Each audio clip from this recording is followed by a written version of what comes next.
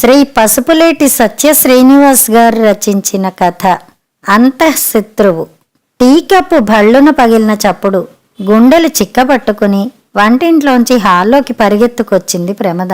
ఒంట్లో అణువణువున ఆమెలో టెన్షన్, దానివల్ల వచ్చిన దడని కంట్రోల్ చేసుకుంటూ హాలు మధ్యకు వచ్చి నిలబడింది. అక్కడ టేబుల్ మీద ఉన్న మరికొన్ని వస్తువులను ఆవేశంగా నేల మీదకి విసిరి కొట్టాడు పురుషోత్తం. ఎందుకో అర్థం కాకపోయినా భర్తకి విపరీతమైన కోపం వచ్చిందనే అర్థమైంది ప్రమదకి.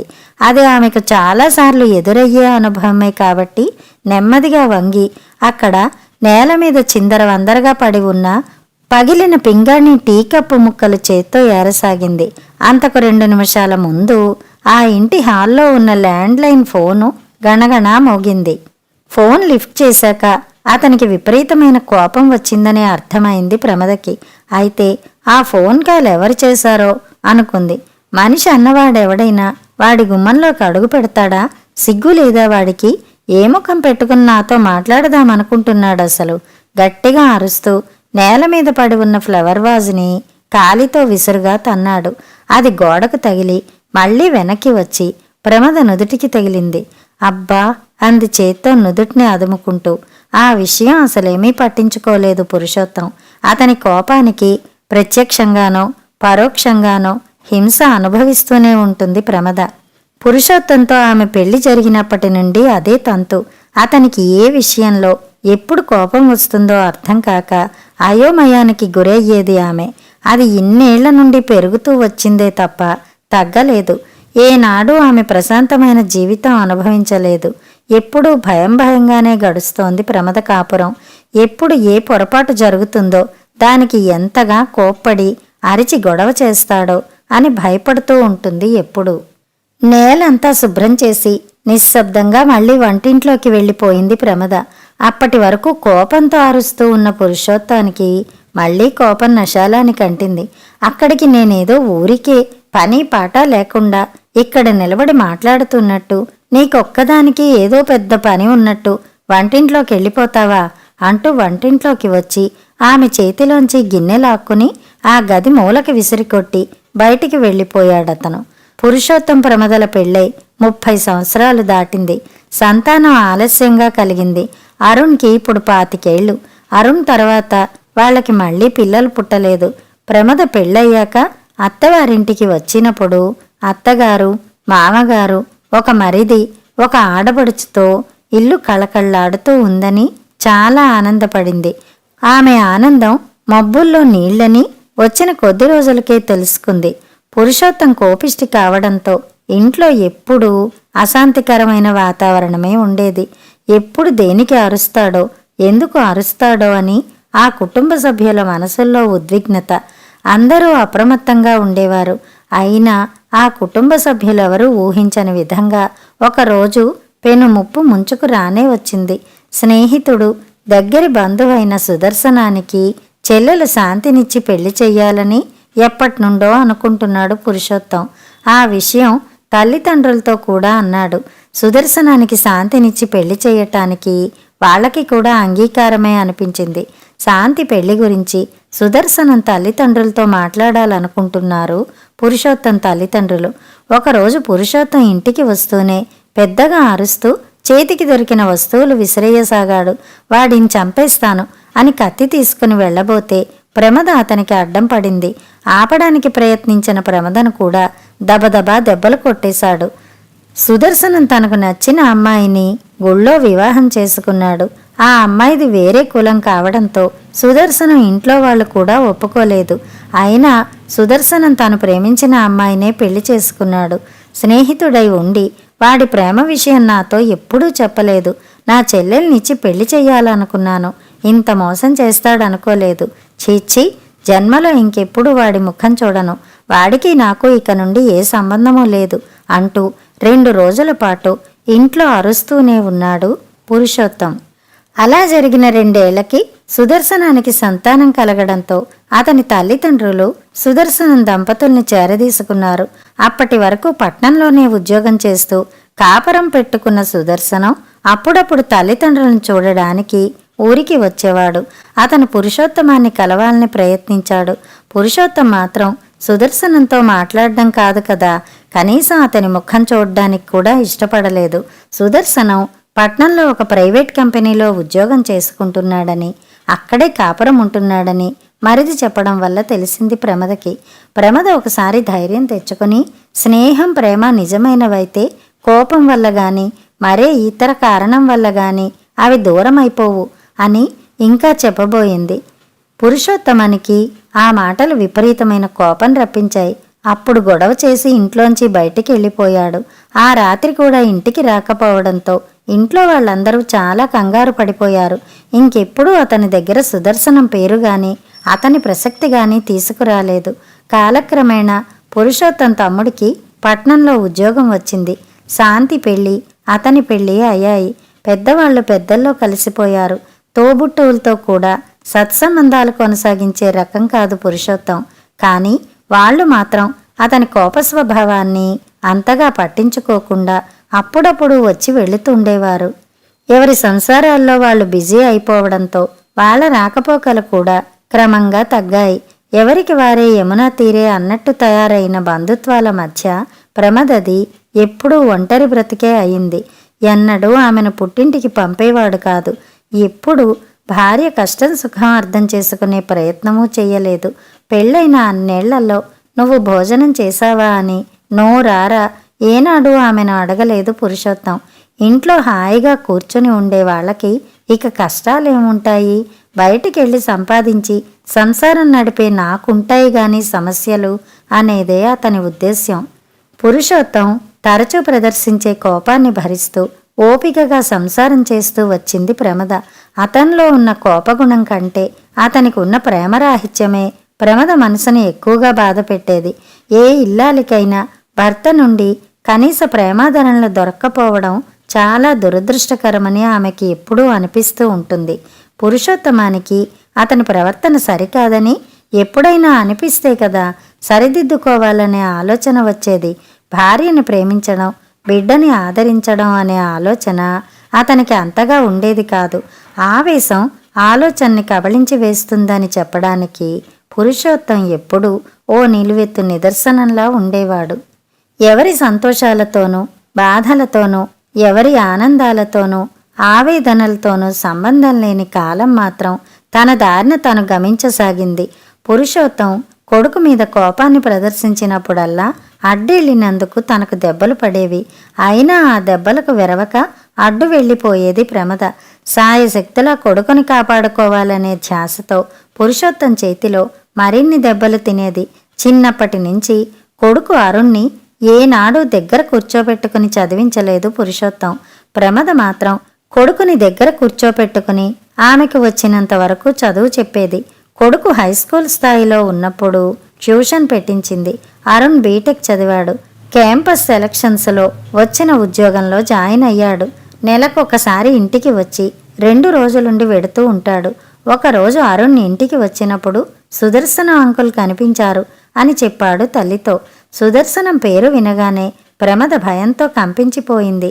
అంతలోనే భర్త ఇంట్లో లేడన్న విషయం గుర్తొచ్చి తనను తాను సంభాళించుకుంది. తల్లి కళ్ళలో కదలాడిన భయానికి సుదర్శనం అంకుల్ తనకు చెప్పిన సంగతులకి సమన్వయం ఉన్నట్టుగా అనిపించింది అరుణ్కి. సుదర్శనం అంకుల్ నీకెలా తెలుసు అడిగింది ప్రమద. ఆమె ఎప్పుడూ అతని గురించి కొడుక్కి చెప్పలేదు. నేను ఇంటికి రావడానికి బస్సు ఎక్కినప్పుడు ఆయన నా పక్క సీట్లో కూర్చున్నారమ్మా. మన ఊరికే టికెట్ తీసుకున్నారు. మాటల మధ్యలో తెలిసింది ఆయన నాన్నగారి స్నేహితుడని. నేను పురుషోత్తం గారి అబ్బాయినని చెప్పాను. అంకుల్ కళ్ళనీళ్లు పెట్టుకున్నారు. తర్వాత చాలా విషయాలు మాట్లాడారు అన్నాడు అరుణ్. గతంలో జరిగిందంతా ఒక్కసారిగా ప్రమద కళ్ళ ముందు కనిపించింది. అసహాయతతో కూడిన నిట్టూర్పు ఒకటి వెలువరించడం తప్ప ఆమె ఏమీ చెయ్యలేకపోయింది. తండ్రి కోపం గురించి తెలిసిన అరుణ్కి ఒక సందేహం వచ్చింది. అమ్మా, నాన్నగారు మనతోనూ చిన్నాన్న అత్తయ్యలతోనూ ఎప్పుడూ ప్రేమగా మాట్లాడారు కదా, మరి సుదర్శన అంకుల్తో స్నేహం ఎలా చేశారు అడిగాడు. మీ నాన్నగారు చిన్నప్పటి నుంచి కూడా ఎప్పుడూ కోపంగానే ఉండేవారట. స్కూల్లో ఎవరు నాన్నతో స్నేహం చెయ్యకపోతే సుదర్శన అంకుల్ మాత్రం ఎప్పుడూ నాన్నతో స్నేహంగానే ఉండేవారట అంది ప్రమద. ఓ, అలా వాళ్ళిద్దరికీ స్నేహం కుదిరిందన్నమాట అన్నాడు అరుణ్. సుదర్శనం అంకుల్తో కూడా ఎప్పుడూ దేనికో ఒకదానికి గొడవ పడుతుండేవారట నాన్న.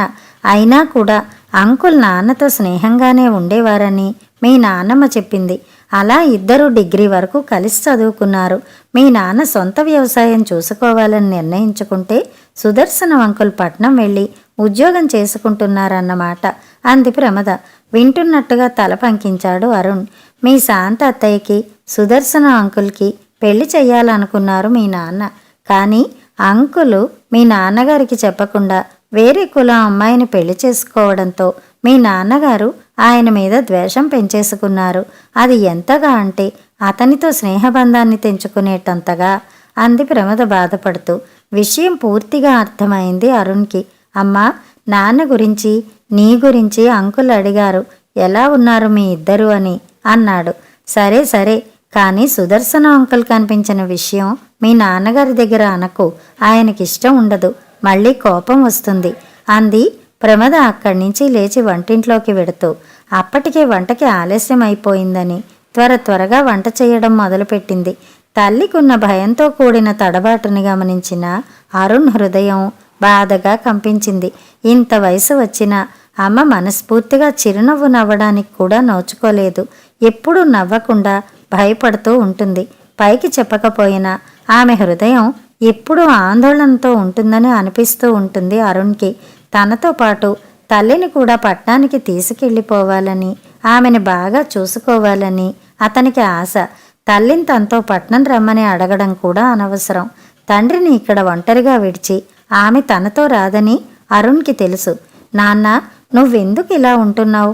నేను పెద్దవాడినయ్యాను, నా కాళ్ళ మీద నేను నిలబడ్డాను. ఇప్పటి వరకు అమ్మ పడిన కష్టాలు చాలు. ఇకనైనా నువ్వు అమ్మని ప్రేమగా చూసుకోనా అన్న. భార్యను ప్రేమించడం, గౌరవించడం చాలా అవసరమైన విషయాలని ఇప్పటికైనా తెలుసుకోనాన్నా అని చెప్పాలనుకుంటాడు అరుణ్. కానీ అతడి మాటలన్నీ అతడి మనసులోనే ఉండిపోయేవి. పట్నంలో ఉన్నప్పుడు తల్లితో రోజుకి ఒక్కసారైనా ఫోన్లో మాట్లాడుతూ ఉంటాడు. పురుషోత్తం బయటికి వెళ్ళాక ఇంటి పనిలో నిమగ్నమైంది ప్రమద. కానీ ఆమె మనసు పరిపరి విధాల పోతోంది. ఈ మధ్య మరీ ఇంతగా కోప్పడిన సంఘటనలు లేవు. ఎవరు ఫోన్ చేసి ఉంటారా అని మాత్రం చాలాసేపు ఆలోచించింది. 2-3 రోజులకు పురుషోత్తం కొంచెం నార్మల్ అయ్యాడు. అలా అనుకుని ప్రశాంతంగా ఉండడానికి ప్రమదకు ఆ అవకాశం లేకుండా కందిరీగల తొట్టె మీద అప్పుడప్పుడు ఒక్కో రాయి పడుతున్నట్టు ఏదో ఒక విషయంలో పురుషోత్తం చెలరేగిపోతూనే ఉండేవాడు. ఎప్పుడూ ఇంట్లో ఉండే ఒత్తిడితోనూ, అరుణ్ణి చూసి చాలా రోజులైందనే ఆలోచనలతోనూ ప్రమద నల్లటి మేఘాలు కమ్ముకున్న ఆకాశంలా కాంతిహీనంగా దిగులుతో ఉండేది. అరుణ్ ఇంటికి వచ్చి దాదాపుగా 4 నెలలైంది. బిజీగా ఉండడం వల్ల రావడం కుదరడం లేదని, వీలు చూసుకుని వస్తానని ప్రమదతో చెబుతూ వస్తున్నాడు. కానీ ఆ రోజు అరుణ్ ముందుగా ఫోన్ కూడా చెయ్యకుండా సడన్గా ఇంటికి వచ్చాడు. అది కూడా ఒక అమ్మాయితో జంటగా. ఆ అమ్మాయి పేరు ప్రజ్ఞ అని, తమ పెళ్లికి అంగీకరించి సంప్రదాయబద్ధంగా వివాహాన్ని జరిపించమని తల్లిదండ్రులకి చెప్పాడు అరుణ్. అరుణ్ చెప్పిన విషయం ఆ ఇంట్లో బాంబులా పేలింది. ఆ తర్వాత అతను చెప్పిన మరో విషయం విన్న పురుషోత్తమానికి కోపం గట్లు తెంచుకుంది. బీభత్సంగా ఉరికిన వరదలా మారింది అతడి కోపం. ప్రజ్ఞ సుదర్శనం కూతురు. ఆ మాట విన్న పురుషోత్తం ఆవేశంతో రగిలిపోయాడు. కన్న కొడుకు అని కూడా చూడకుండా చెయ్యి చేసుకున్నాడు కొడుకుని. ఆ అమ్మాయిని నానా దుర్భాషలాడి బయటికి వెళ్ళిపోమ్మన్నాడు. కొంతసేపటికైనా తండ్రి ఆవేశం చల్లారుతుందనే ఉద్దేశంతో అరుణ్ చాలాసేపు సహనంగా ఎదురుచూశాడు. తండ్రి అరుపులు ఆపుతాడని, తనను ప్రజ్ఞను ఆదరిస్తాడని ఎదురుచూశాడు. కానీ అతని ఆశ నిరాశే అయింది. ఇంటి నుండి బయటికి వెళ్ళిపోవడానికి ఉద్యుక్తుడయ్యాడు అరుణ్. వెళ్ళిపోతూ తండ్రి ఆశీర్వాదం కోసం పురుషోత్తం పాదాలను తాకబోయాడు. పురుషోత్తం తిరస్కరించి నిర్దాక్షిణ్యంగా వాళ్ళని బయటికి వెళ్ళిపోమ్మన్నాడు. ఇక ఎప్పటికీ వాళ్ల ముఖాలు చూపించవద్దన్నాడు. అరుణ్ ప్రజ్ఞ ప్రమద పాదాలకు నమస్కరించి ఆ ఇంటి గడప దాటి వెళ్ళిపోతుంటే లోకమంతా శూన్యం అయిపోతున్నట్టు తల్లడిల్లిపోయింది ప్రమద. బాబు అరుణ్ అంటూ హృదయ విదారకంగా విలపించింది. పురుషోత్తమానికి కోపం వస్తే తల్లిదండ్రులు, తోబుట్టువులు, భార్య బిడ్డలు, స్నేహితులు ఎవరైనా ఒకటే. ఎంతటి ఆత్మీయులతోనైనా బంధాలు తెంచేసుకుని ఎన్నేళ్లైనా ఇక కలవకుండా మొండి పట్టుదలకు పోతాడు. మనుషులను దూరం చేసుకుంటాడు. ఆ విషయం తెలిసిన ప్రమద ఇదేం మనిషిరా భగవంతుడా అంటూ ఏడ్చి ఏడ్చి సొమ్మసిల్లిపోయింది. శారీరక అనారోగ్యం కంటే మానసిక అనారోగ్యమే మనిషిని అత్యంత వేగంగా కృంగదీస్తుందన్న విషయం ప్రమద విషయంలో మరోసారి రుజువయింది. అరుణ్ ప్రమదకు ఫోన్ చేసేవాడు. కానీ ఆమె కొడుకుతో మాట్లాడడానికి బీతహరిణిలా బెదిరిపోయేది. భర్తకి తెలిస్తే ఎంత రభస అవుతుందో అని కొడుకుతో మనసారా 2 మాటలు కూడా మాట్లాడలేకపోయేది. బెంగ ఆమెను లోపల నుండి దహించి వేయసాగింది. అవిశ్రాంతంగా ఇంటి పనులతో అలసిపోవటం, పోషకాహారం లేక శరీరంలో నిస్సత్తువ, మాట మంతి చెప్పుకోవడానికి వినడానికి ఎవ్వరూ లేని ఆ ఒంటరితనం, మానసిక కుంగుబాటు ఆమెని ఎంతో కాలం భరిస్తూ తిరగనివ్వలేదు. అనారోగ్యం ఆమెను మంచానికే పరిమితం చేసింది. కొద్ది నెలలు గడిచేసరికి ఆమె పరిస్థితి మరింత క్షీణించింది. అరుణ్ణి చూడాలని ఆ తల్లి మనసు తహతహలాడిపోయేది. భర్తకు ఆ మాట చెప్పే ధైర్యం లేకపోయింది. చివరికి ఒకనాడు అన్నిటికీ మానసికంగా సిద్ధపడి భర్తకు మనసులోని కోరిక చెప్పాలని నిర్ణయించుకుంది. బయటికి వెళ్లబోతున్న భర్తతో అరుణ్ణి చూడాలి అని చెప్పేందుకు విఫల యత్నం చేసింది. అప్పటికే ఆమె గొంతు మూగపోయిందన్న విషయం అప్పుడే ఆమెకు తెలిసింది. హతాశురాలైంది ప్రమద. ఇంక ఏడ్చే ఓపిక కూడా లేక గుమ్మం వైపే చూస్తూ తల వాల్చేసింది. ఆమె కళ్ళు మాత్రం అలా తెరుచుకునే ఉండిపోయాయి. గుమ్మం వైపే చూస్తున్న ఆ కళ్ళు మనసులో తన ఆవేదనకు కారణమైన కొడుకు కోసం ఎదురు చూస్తున్నట్లుగా కనిపిస్తున్నాయి. పురుషోత్తం మూర్ఖత్వం ఎంతటి పతాక స్థాయికి వెళ్ళిపోయిందంటే తల్లి చనిపోయిన విషయం కూడా కొడుక్కి తెలియపరచలేదు. వాడిక్కడికి రావడానికి వీల్లేదు, నేనే తలకొరివి పెడతాను, నన్ను కాదని వెళ్ళిపోయిన వాడు నాకు కొడుకెలా అవుతాడు, వాడికి తలకొరివి పెట్టనివ్వను అని అరుస్తూనే ఉన్నాడు. బంధువులు, ఊరి వాళ్ళు అతనికి నచ్చచెప్పాలని చాలా ప్రయత్నించారు. ఏమీ ప్రయోజనం లేకపోయింది. పైగా అందరి మీద అరిచాడు. అరుణ్ణి, సుదర్శనాన్ని నానా దుర్భాషలాడాడు. ప్రమద మరణవార్తని ఎవరో అరుణ్కి తెలియపరిచారు. అరుణ్, ప్రజ్ఞ ఉన్న పళంగా బయలుదేరి వచ్చారు. పురుషోత్తం వాళ్ల ముఖం వైపు కూడా చూడలేదు. తల్లికి తలకొరివి పెట్టడానికి పురుషోత్తం ససేమిరా అంగీకరించలేదు. కైలాస భూమికి చేరిన తర్వాత ఊరంతా పురుషోత్తమాన్ని గట్టిగా పట్టుకుని అరుణ్తో ప్రమదకి తలకొరివి పెట్టించారు. ఆ తల్లికి సద్గతులు ప్రాప్తించాలంటే అలా జరగవలసిందేనని పురుషోత్తమాన్ని అందరూ నియంత్రించారు.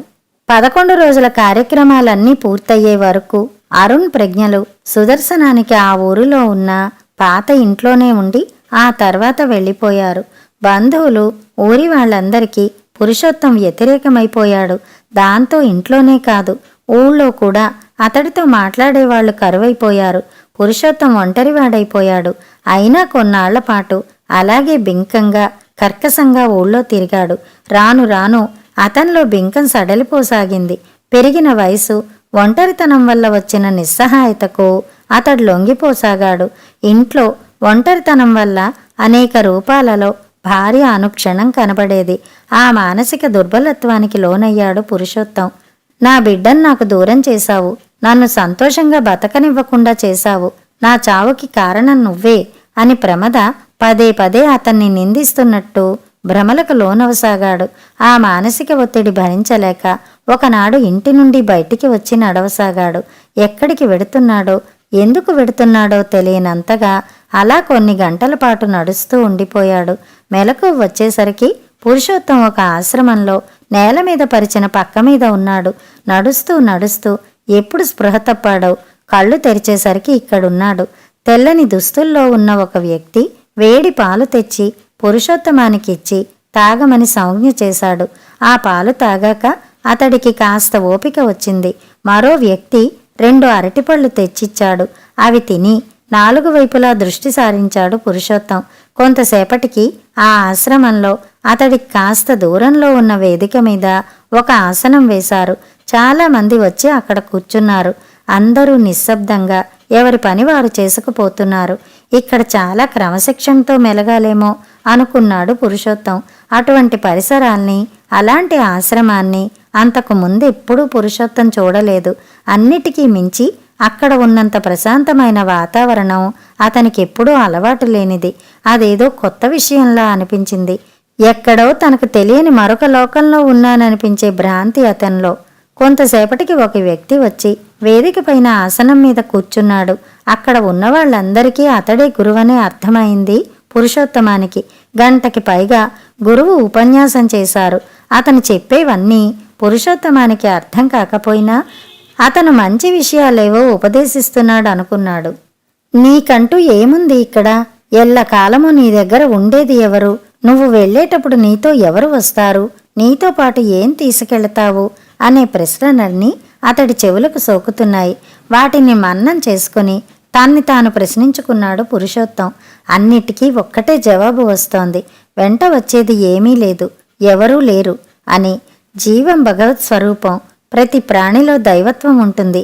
ప్రతి మనిషి మహనీయుడే అని గురువు చెప్పడం విన్నాడు. మొట్టమొదటిసారి నా జీవితానికి అర్థం ఏమిటి అనే ఆలోచన కలిగింది పురుషోత్తంలో. కానీ అది క్షణంసేపే. తల్లి, తండ్రి, చెల్లి, తమ్ముడు, భార్య, కొడుకు, తనకు అందరూ ఉండేవారు. కానీ ఇప్పుడు ఎవరున్నారు? తల్లి, తండ్రి, భార్య అంతా కాలంలో కలిసిపోయారు. మిగిలిన వాళ్ళు ఎవరి మానాన వాళ్ళు బతుకుతున్నారు. ఎవరికీ తనంటే లక్ష్యం లేకుండా పోయింది అనుకున్నాడు తప్ప తన స్వభావమే వాళ్ళందర్నీ తనకు దూరం చేసిందని ఇప్పటికీ పురుషోత్తం గ్రహించలేకపోయాడు. తాను ఏం చేసినా అదే కరెక్ట్ అనుకుంటాడు. తను చాలా ఖచ్చితమైన మనిషి అని అతని అభిప్రాయం. నాకు ఇప్పుడు ఎవరూ లేరు, ఎవరూ అవసరం లేదు కూడా. ఎవరూ లేకుండా బతకగలను. ఈ ఆశ్రమంలోనే కొన్ని రోజులు ఉంటాను అనుకున్నాడు. అంతలో గురువుగారి ప్రవచనం ముగిసింది. ఎవరి దారిన వాళ్ళు ఆశ్రమం గదుల్లోకి వెళ్లారు. గురువు ఒక్కరే వేదిక మీద ఉండడం చూసి దగ్గరకు వెళ్ళాడు పురుషోత్తం. స్వామి, నేను కొన్నాళ్ళు ఈ ఆశ్రమంలో ఉండాలనుకుంటున్నాను అన్నాడు. ఏదైనా వెంట తెచ్చుకునే వాళ్ళకి ఇక్కడ ప్రవేశం లేదు అన్నాడు గురువు. నా వెంట ఏదీ తెచ్చుకోలేదు అన్నాడు పురుషోత్తం. ఉన్నాయి అన్నాడు గురువు. లేవు అన్నాడు స్పష్టంగా పురుషోత్తం. 2 చేతులు చాపి చూపించాడు. ఉన్నాయి, ఈ ఆశ్రమంలో ఉండడానికి నీకు అనుమతి లేదు అన్నాడు గురువు. ఆ మాటకు కోపం వచ్చింది పురుషోత్తమానికి. ఏమీ లేవని చెబుతున్నాగా స్వామి, ఏమీ లేవు నా దగ్గర అరిచి చెప్పాడు పురుషోత్తం. నవ్వాడు గురువు. నీ వెంట తెచ్చుకున్నవేమిటో, నీ దగ్గర లేనివేమిటో ముందు తెలుసుకో. అలా కూర్చుని నా మాటలు జాగ్రత్తగా విను అన్నాడు. 4 హితవచనాలు చెప్పి, ఇప్పుడు నేను చెప్పిన వాటి గురించి ఆలోచించు, అర్థం చేసుకోవటానికి ప్రయత్నించు. అర్థమైందనిపిస్తే ఇక్కడికి తిరిగిరా. నిన్ను అనుమతించే విషయంపై ఆలోచించేది అప్పుడే. ప్రస్తుతానికి ఇంటికి వెళ్ళు అన్నాడు గురువు. ఆశ్రమంలో ఉండేందుకు గురువు ఎందుకు అనుమతించలేదు అని ఆలోచిస్తూ ఇంటికి బయలుదేరాడు. ఇంటికి చేరే వరకు ఆలోచిస్తూనే నడక కొనసాగించాడు. ఏదైనా ఒక విషయం గురించి అంతసేపు ఆలోచించడం అతని జీవితంలో అదే మొదటిసారి. ఆ రాత్రి పడుకున్నా ఆ ఆలోచనలో అతన్ని వీడలేదు. నా వెంట ఏ వస్తువు లేకపోయినా ఏదో ఉందంటున్నారు ఆ గురువు. ఏమిటది ఆలోచించసాగాడు. బాల్యం అతడి స్మృతిపదంలో మెదిలింది. చిన్ననాటి ఘటనలు గుర్తుకు రాసాగాయి. పురుషోత్తం నల్లగా ఉండేవాడు. తల్లి నా బుల్లికృష్ణుడు అని ముద్దు చేసేది. కానీ తోటి పిల్లలు నల్లోడు నల్లోడు అని గేలి చేసేవారు. అది తట్టుకోలేక వాళ్లతో గొడవ పడేవాడు. నలుగురు అలా పిలుస్తుంటే పట్టరాని కోపం వచ్చేది. కానీ సుదర్శనం ఒక్కడు మాత్రమే పురుషోత్తమాని ఎప్పుడూ పేరు పెట్టే పిలిచేవాడు. అందుకే సుదర్శనంతో అతడికి స్నేహం కుదిరింది. కులాంతర వివాహం చేసుకున్నాడన్న కారణంగా సుదర్శనం లాంటి మంచి స్నేహితుడిని వదులుకున్నాడు తను. తనకు కోపం దగ్గరవడం వల్లనే స్నేహితుడు దూరం అయ్యాడని అర్థమైంది పురుషోత్తమానికి. కనిపించిన తల్లిదండ్రులు, కలిసి పెరిగిన తోబుట్టువులు, సహధర్మచారిణిగా సర్వస్వం అర్పించిన భార్య, ఆత్మీయంగా మెలిగిన స్నేహితుడు, ప్రేమ గౌరవాలతో అభిమానించే కొడుకు, ఇలా అందరూ ఒకరి తర్వాత ఒకరుగా పురుషోత్తం కళ్ల ముందు మెదిలారు. గురువు ఉపదేశాల్లో కొన్ని మాటలు గుర్తుకు వచ్చాయి. మనసు పొరల్లో అట్టడుగున మరుగున పడిపోయిన మానవత్వాన్ని ఆ మాటలు తట్టి లేపసాగాయి. నీతో పాటు ఉన్నవి అంటే కంటికి కనిపించే వస్తువులే కాదు, కంటికి కనపడని నీలోని అభౌతిక అంశాల గురించి కూడా మాట్లాడుతున్నాను అన్న గురువు మాటలు గుర్తుకొచ్చాయి. తనలో ఉన్న వాటి గురించి ఆలోచించుకోసాగాడు పురుషోత్తం. తరచుగా తనకు వచ్చే కోపం మీదకి మళ్ళాయి అతడి ఆలోచనలు. ఇంచుమించు అందరితోనూ గొడవ పడేవాడు తను. ఎవరైనా చేసిన పని తనకి నచ్చకపోతే వెంటనే కోపం వచ్చేసేది. తను మాత్రం అందరికీ నచ్చినట్టు ఉండాలని ఎప్పుడూ అనుకోలేదు. తనకు ఇష్టమైనట్టే ఉండేవాడు. ఏం చెయ్యాలనిపిస్తే అదే చేసేవాడు. ఇతరులు కూడా తనలాగే తమకు నచ్చినట్టు ప్రవర్తిస్తారు కదా అనుకున్నాడు పురుషోత్తం.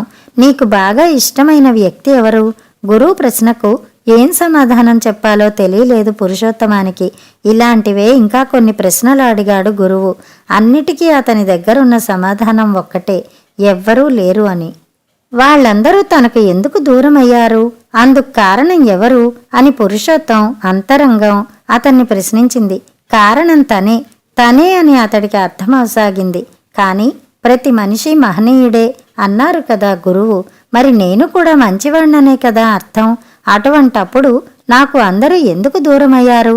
ఇదే ప్రశ్న అతడి అంతరాంతరాళాన్ని శోధించసాగింది. ప్రతి మనిషిలాగానే నువ్వు కూడా మహనీయుడివే. అయితే నువ్వు శత్రువులను చేరదీశావు. నీలో శత్రువులకు ఆవాసం కల్పించావు. అవి నీలో మానవత్వాన్ని దూరం చేశాయి. అందువల్ల నువ్వు మంచికి మనుషులకి దూరం అయ్యావు. బయటి శత్రువులను త్వరగానే పారదోలవచ్చు. అంతఃశత్రువులను దూరం చేసుకోవడం కష్టసాధ్యం. వాటిని ఎంత దూరం పెట్టగలిగితే అంత మహనీయుడు మానవీయుడు అవుతాడు మనిషి. గురోపదేశం అతడిలో అంతర్లీనంగా వినిపించసాగింది. పురుషోత్తం మనసుని కమ్ముకున్న పొరలు ఒక్కటొక్కటిగా విడిపోసాగాయి. గురువు మాటలు మననం చేసుకుంటూ క్రమేపీ అంతా అర్థం చేసుకున్నాడు పురుషోత్తం. అతడి కళ్ళు వర్షించడం మొదలుపెట్టాయి. మనసులో స్థిరంగా కనిపించిన గురువు ప్రతిరూపానికి రెండు చేతులు జోడించాడు. అనుకూలవతి అయిన భార్యకి హృదయంలో స్థానం ఇవ్వకపోవడం, ఎదిగిన కొడుకు మీద చెయ్యి చేసుకోవడం, స్నేహితుడి కూతుర్ని వెళ్ళగొట్టడం, ఆ ఘటనలన్నీ అతడి కళ్ళ ముందు కదిలాయి. తల్లికి తలకొరివి పెట్టనీయకుండా కొడుక్కి అడ్డుపడిన నాలాటి పాపిష్టి తండ్రి ఉంటాడా? అతడి అంతరంగం ఘోషించింది. వేదనతో కుమిలిపోయాడు పురుషోత్తం. భార్య కొడుకుల మీద ప్రేమ ఉప్పొంగింది. సుదర్శనం గుర్తొచ్చాడు. అందరూ ఇప్పుడు తనవాళ్లన్న భావన కలిగింది. మొదటిసారిగా అతనికి ప్రశాంతత అనే పదానికి అర్థం తెలియసాగింది. ఆ రాత్రంతా నిద్రపోలేకపోయాడు పురుషోత్తం. తెల్లవారగానే ఆశ్రమానికి బయలుదేరాడు. గురువుని కలుసుకున్నాడు. ఏం నాయనా, వెంట ఏమీ తీసుకురాకుండానే వచ్చావుగా? ప్రశ్నించాడు గురువు. ఆయన పాదాలపై పడ్డాడు పురుషోత్తం. నా అంతఃశత్రువు ఎవరో నాకు తెలిసింది గురువుగారు. ఆ క్రోధాన్ని నాలో ప్రవేశించకుండా మీరే నన్ను కాపాడాలి. నేను చాలా ధూర్తుణ్ణి. ఎంతో క్రూరంగా నా వాళ్ళని దూరం చేసుకున్నాను. నన్ను మీరే రక్షించాలి అన్నాడు. లేనాయనా, నిజం గ్రహించావు. ఇక్కడ ఉండడానికి నీకు అనుమతి లభించింది అన్నాడు గురువు. నా కొడుకు కోడల్ని మీ సమక్షంలోనే పలకరించి నా తప్పులకు మన్నింపు కోరుకోవాలి. దయచేసి వాళ్లను పిలిపించండి అని ఫోన్ నెంబర్ ఇచ్చాడు పురుషోత్తం. అరుణ్కి కబురు అందింది. ప్రమదను చేరుకునే సమయం ఆసన్నమైంది అనిపించింది అతడికి. ఎందుకో ఇహంలో ఆమెను సరిగా చూసుకోలేకపోయాను, పరంలోనైనా ఆమెను సంతోషంగా చూసుకోవాలి అనుకున్నాడు పురుషోత్తం. ఆ సాయంత్రమే ఆశ్రమానికి వచ్చాడు అరుణ్. పరుగు పరుగున వస్తున్న కొడుకుని కౌగిలించుకుని బావురుమన్నాడు పురుషోత్తం. ప్రజ్ఞ తల నిమిరాడు. బాబు అరుణ్, చాలా అమానుషంగా ప్రవర్తించానురా. మీ అమ్మను నిన్ను ఎన్నో కష్టాలు పెట్టాను. మనస్ఫూర్తిగా మన్నించండి అన్నాడు పురుషోత్తం. మన ఇంటికి వచ్చేయండి నాన్నగారు, అందరం అక్కడే హాయిగా ఉందాం అన్నాడు అరుణ్. నేను మీకు భారం కాబోనురా. నా బాగోగులు చూసుకోవడానికి ఈ ఆశ్రమం ఉంది అని గురువు వైపు తిరిగి కదూ గురువుగారు అన్నాడు. చిరునవ్వు నవ్వాడు గురువు. వద్దు నాన్న, మనందరం కలిసి ఉందాం. ప్రజ్ఞ నిన్ను చాలా జాగ్రత్తగా చూసుకుంటుంది. అవును మామయ్య, మనం కలిసే ఉందాము అంది ప్రజ్ఞ. ప్రజ్ఞ మాటలకు ఎంతో ఆనందించాడు పురుషోత్తం. సరేనమ్మా, అలాగే ఉందాం. నన్ను క్షమించమని మీ నాన్న సుదర్శనానికి చెప్పమ్మా. వద్దులే, నేనే వాణ్ణి బతిమాలుకుంటాను. నేనంటే వాడికి చాలా ప్రేమ. నన్ను క్షమించేస్తాడులే అన్నాడు పురుషోత్తం కన్నీటితో. అరుణ్ వైపు బేలగా చూసింది ప్రజ్ఞ. నాన్న, ప్రజ్ఞ వాళ్ళ అమ్మగారు 4 ఏళ్ల క్రితమే కన్ను మూశారు. సుదర్శనం మామయ్యకు కూడా ఒంట్లో బావుండకపోవడంతో ఇంక ఎన్నో రోజులు తను బతకనని గ్రహించి నీతో ఒక్కసారైనా మాట్లాడాలనిపించి మావయ్య గారు నీకు ఫోన్ చేశారట. కానీ నువ్వు ఏమీ వినకుండా ఫోన్ పెట్టేశావట. సుదర్శనం మావయ్యతో ఒకసారి బస్సులో ఏర్పడిన పరిచయం వల్ల మీ స్నేహం గురించి తెలిసింది. ఆ తర్వాత మావయ్య జబ్బు ముదిరింది. నేను వాళ్ళ ఇంటికి వెళ్ళాను. ప్రజ్ఞను నా చేతుల్లో పెట్టి ఆయన కన్ను మూశారు. అప్పుడే ప్రజ్ఞని నేను మన ఇంటికి తీసుకువచ్చాను. ఆ తర్వాత జరిగిందంతా నీకు తెలిసిందే అన్నాడు అరుణ్. సుదర్శనం మరణ వార్త పురుషోత్తం హృదయాన్ని ఆశనిపాతంలా తాకింది. కోల్పోయిన మనుషుల్ని, పోగొట్టుకున్న జీవితాన్ని తలుచుకుని విపరీతమైన ఆవేదనకు లోనయ్యాడు పురుషోత్తం. అదే సమయంలో అతడి శరీరాన్ని తాకుతున్న కొడుకు స్పర్శ, నాన్న నాన్న అనే ఆత్మీయమైన పిలుపు అతనికి స్వర్గద్వారాలు తెరిచాయి. ప్రమద 2 చేతులు చాపి పిలుస్తున్నట్టు కనిపించింది. ప్రమద, వస్తున్నా, ఇంకెప్పటికీ నిన్ను దూరం చేసుకోను అంటూ పగిలిన గుండెతో కొడుకు ఒడిలోకి ఒరిగిపోయాడు పురుషోత్తం. అచేతనంగా తన ఒడిలో పడిపోయిన తండ్రిని చూసిన అరుణ్ను అలవికాని దుఃఖం కమ్ముకుంది. అవసాన దశలోనైనా ఆ జీవుడు తన తప్పు తెలుసుకుని పశ్చాత్తాపం చెందాడు. క్రోధమనే అంతఃశత్రువుని జయించడానికి తన వంతు ప్రయత్నం చేశాడు. అతడికి తప్పక ఉత్తమగతులు కలుగుతాయి. నెమ్మదించు నాయనా అంటూ అరుణ్ణి ఓదార్చాడు గురువు. కథ సమాప్తం.